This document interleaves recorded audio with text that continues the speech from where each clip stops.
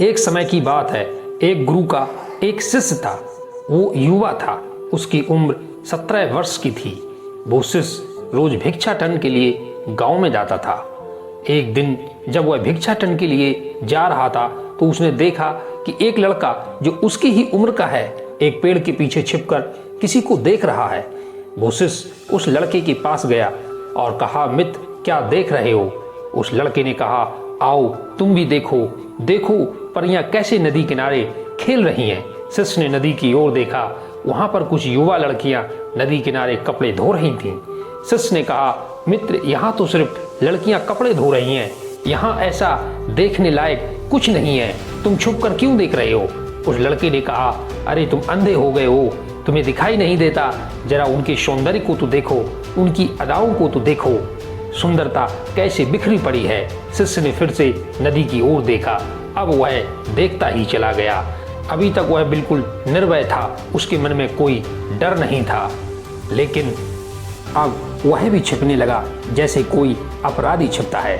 फिर अचानक वो अंदर तक कांप गया और उसने अपने आप से सवाल किया कि ये मैं क्या कर रहा हूँ? ये सही नहीं है, मुझे यहाँ से चले जाना चाहिए। और वो तुरंत ही वहाँ से चला गया। वह आश्रम पहुँचा और अपने कार्यों में लग गया। लेकिन नदी किनारे जो दृश्य उसने देखा था वो उसकी आंखों के सामने बार बार आ रहा था। मन में वही चल रहा था। उसका मन दोबारा से वहीं जाने के लिए लालायत हो रहा था।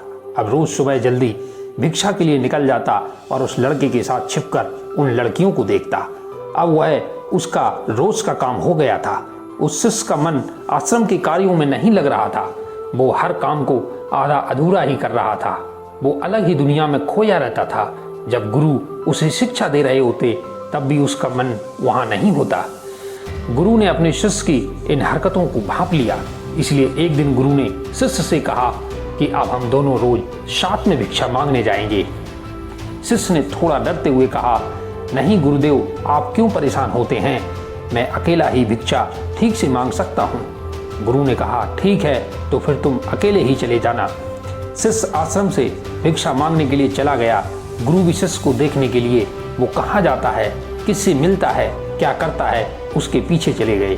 कुछ दूर जाने के बाद एक रास्ते पर गुरु ने देखा कि उसका शिष्य एक लड़के के साथ एक पेड़ के पीछे अपराधी की तरह छिप रहा है और कुछ देख रहा है।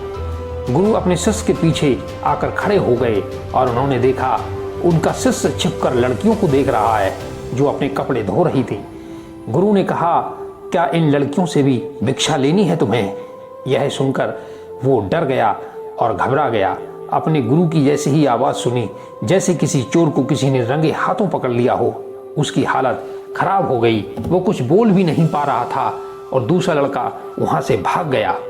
शिष्य के मुख से कुछ टूटे फूटे शब्द ही निकल पा रहे थे। वो अपने गुरु से नजरें नहीं मिला पा रहा था। गुरु ने कहा, मेरा शिष्य तो निर्भय था, उसे कोई भी डर नहीं था, लेकिन तुम तो डर के मारे कांप रहे हो। शिष्य ने डरते हुए कहा, गुरुवर, इसमें मेरा कोई अपराध नहीं है। उस लड़के ने मुझे बहका दिया था। आपकी शपथ खाकर कहता हूँ कि मैं अब ऐसा दोबारा नहीं करूँगा, मुझे माफ कर दीजिए। गुरु ने कहा, कोई बात नहीं पुत्र, लेकिन इस बात को ध्यान रखना, हम जैसी संगति करते हैं वैसे ही विचार हमारे होने लगते हैं और हम वैसे ही बन जाते हैं। इसलिए अच्छी संगति में रहो ताकि हमारे भीतर सकारात्मक ऊर्जा प्रवाहित होती रहे। वह शिष्य फिर से अपने आश्रम के कामों में ध्यान देने लगा। उसने उस रास्ते से भी जाना बंद कर दिया। वो दूसरे रास्ते से जाता, वो अपना काम ध्यान से करता, लेकिन धीरे धीरे उसके भीतर क्रोध उत्पन्न होने लगा। वो दूसरों से जलने लगा, दूसरे शिष्यों पर क्रोध करता, वो बेचैन रहता और ना ही सही समय पर भोजन करता। उसका भोजन भी आधा हो गया था। एक रात गुरु ने शिष्य से कहा, अब तक कितनी बार तुम अपनी शपथ तोड़ चुके हो? यह सुनते ही शिष्य अपने गुरु के चरणों में गिर गया और रोते हुए बोला, गुरुदेव, कई बार मैं उस शपथ को तोड़ चुका हूँ। उसके बाद कई बार शपथ ले भी चुका हूँ, लेकिन हर बार वो शपथ टूट जाती है। मेरा मन मेरे नियंत्रण में नहीं है। गुरु ने शिष्य को उठाया और आश्रम के बगीचे की ओर ले गए और कहा, देखो यहाँ पर कुछ नालियाँ बनी हुई हैं जिनसे नदी का पानी इन पौधों तक आ रहा है और यह पानी निरंतर एक बहाव से आ रहा है। क्या तुम इस बहाव को रोक सकते हो? शिष्य ने कहा, हाँ क्यों नहीं। शिष्य ने कुछ रेत उठाकर उस नाली में डाल दी। वो पानी थोड़ी देर के लिए तो रुक गया और फिर उस रेत के ऊपर से निकल गया। गुरु ने कहा, अरे ये पानी तो रुका ही नहीं। इसके बाद शिष्य ने कुछ कंकड़ पत्थर उठाकर इकट्ठे किए और उस नाली में डाल दिए और पानी थोड़ी देर फिर से रुक गया, लेकिन फिर से उन कंकड़ पत्थरों के ऊपर से पानी निकल गया। गुरु ने कहा, क्या मैं अगर शपथ लूं कि इस पानी को रोक दूंगा तो क्या रोक सकते हो? तो शिष्य बोला, क्यों नहीं गुरुदेव, मैं अभी आपकी शपथ पूरी कर देता हूँ। इस पानी को तो मैं रोक ही सकता हूँ। कुछ देर बाद वो शिष्य बड़ा सा पत्थर लेकर आया और उस नाली पर डाल दिया। पानी रुक गया। शिष्य ने कहा, देखो गुरुदेव, पानी रुक गया है, आपकी शपथ पूरी हो गई है। गुरुदेव ऐसा सुनकर थोड़ा सा मुस्कुराए और कहा, ध्यान से देखो, पानी रुका नहीं। वह पानी पीछे की नाली तोड़कर बाहर आ गया और अगल बगल से आगे भी आ गया है और इस पत्थर से पानी नहीं रुका।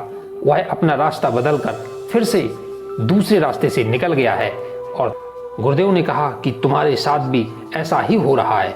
तुम बार बार शपथ ले रहे हो और हर बार तुम्हारी शपथ पानी को रोकने वाले पत्थर की भांति बड़ी होती जा रही है और हर बार तुम्हारी शपथ टूट जाती है और ये हमेशा ही टूटती रहेगी।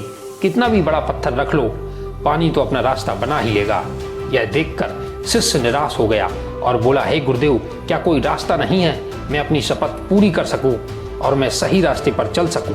बुरे विचार, कामुक विचार मेरे मन में ना आए। फिर गुरु शिष्य को उस नदी के पास ले गए जहां से पानी आ रहा था। गुरु ने कहा, यह पानी इस नदी से आ रहा है और अगर हम यही उस रास्ते को बंद कर दें जिससे यह पानी बगीचे में जा रहा है, तब हमारी शपथ पूरी हो सकती है। शिष्य ने कहा, अवश्य मैं इस पानी को यहीं से बंद कर देता हूँ। तब जाएगा ही नहीं और आपकी शपथ भी पूरी हो जाएगी। शिष्य ने नदी से निकलने वाले रास्ते को भरपूर मेहनत करके पत्थर से बंद कर दिया, परंतु पानी नहीं रुका। पानी पत्थर को पार कर गया। एक बात बताओ, गुरु ने कहा, क्या हम इस 2 गुना या 4 गुना या 10 गुना बड़ा पत्थर रख दें तब पूरी नदी का पानी रुक जाएगा? तब शिष्य ने कहा, तो पानी अवश्य रुक जाएगा। तब गुरु ने कहा, बगीचे में जितने पेड़ पौधे हैं उन तक पानी पहुंचेगा ही नहीं, वो सभी नष्ट हो जाएंगे, वहां कुछ नहीं बचेगा। गुरु ने ऐसा उसको समझाया। तो गुरु ने कहा, तो समझो, इस बात को हमें किसी चीज को रोकना नहीं है, हमें शपथ नहीं लेनी है, हमें सिर्फ संतुलन कायम करना है।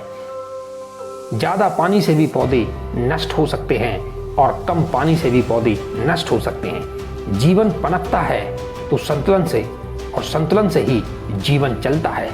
शिष्य ने कहा, लेकिन गुरुदेव, हमारे मन में जो बुरे विचार आते हैं उन्हें मैं कैसे रोकूं? गुरु ने कहा कि रोकने की आवश्यकता नहीं है। जो भी विचार तुम्हारे भीतर हैं तुम्हारे ही कारण हैं। उन कारणों पर चिंतन करो और कहीं ऐसा तो नहीं कि तुमने नदी का पूरा पानी अपने बगीचे में छोड़ दिया है, इसलिए हर तरफ पानी ही पानी दिखाई देता है। कोई जीवन नहीं, कोई ऊर्जा नहीं, कोई पौधा नहीं, केवल पानी, काम वासना का पानी। शिष्य ने कहा, मुझे जगाने के लिए आपका बहुत बहुत धन्यवाद। उस दिन वह शिष्य रात को बहुत चैन की नींद सोया। सुबह अपने कार्यों को पूरा मन से किया और उसी रास्ते से गया। वहां वो लड़का पेड़ के पीछे आज भी छुपा हुआ था। वो उस नदी पर पहुंचा जहां पर वो लड़कियां कपड़े धो रही थीं। उसने लड़कियों से पानी मांगा। उनमें से एक लड़की ने उसे पानी पिलाया और उस शिष्य के चरण स्पर्श किए। शिष्य ने ऊपर हाथ उठाया और कहा, तुम्हारा कल्याण हो, तुम्हारा कल्याण हो। कहानी के सार में हमें 2 सीख मिलती हैं। पहली सीख, संगति हमेशा सोच समझ कर करनी चाहिए। जैसे कहा जाता है, खरबूजे को देखकर खरबूजा रंग बदलता है, उसी प्रकार हर व्यक्ति पर संगति का असर पड़ता है। कहानी की दूसरी सीख हमें सिखाती है, जीवन में किसी चीज को जबरदस्ती रोकने का प्रयास नहीं करना चाहिए, बल्कि चीजों को संतुलित करने का प्रयास करना चाहिए।